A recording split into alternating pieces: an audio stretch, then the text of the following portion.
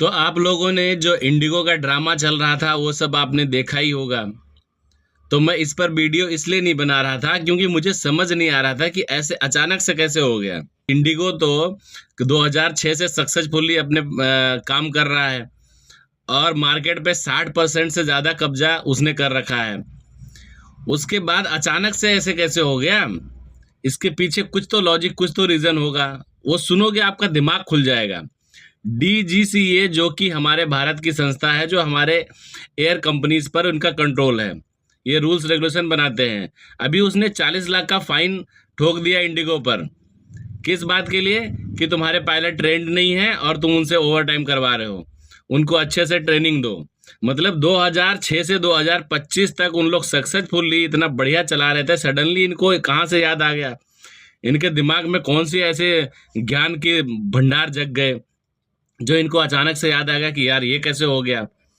DGC ने एक नया रूल लेके आया। उसके बाद इन्होंने बताया कि 24 घंटे में 2 ही बार फ्लाई कर सकता है पायलट, और ऐसे रूल लाके उन पर थोप दिया गया। ठीक है। उसके बाद क्या हुआ? उसके बाद ये हुआ कि पायलट की कमी हो गई, क्योंकि जब फ्लाइट उड़ाने का उसके पास परमिशन ही नहीं है तो फिर वो पायलट कम पड़ गए और फ्लाइट कैंसिल हो गई। तो ये सब एक साथ होने के पीछे क्या है? कुछ रीजन दिमाग तो लगाना पड़ेगा, सोचना पड़ेगा कि अचानक से तो हो नहीं सकता है, ढूंढना पड़ेगा कि ऐसे क्यों हो रहा है।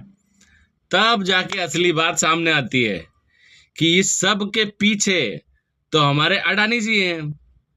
अडानी जी पूरे मतलब हर जगह हैं और सरकार उनके पीछे है। अडानी जी जो कहते हैं सरकार कर देती है। तो डीजीसीए और अडानी जी ने मिलकर ये प्लान बनाया था।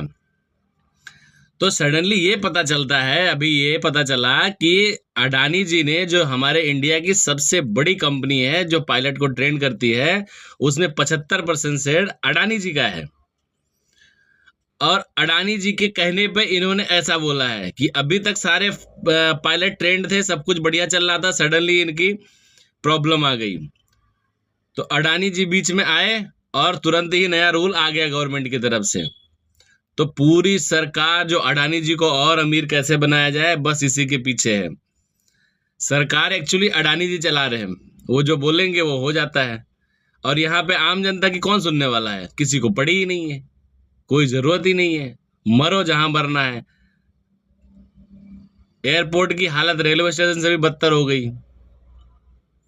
अब आप जरा सोचो कि कौन सरकार चला रहा है।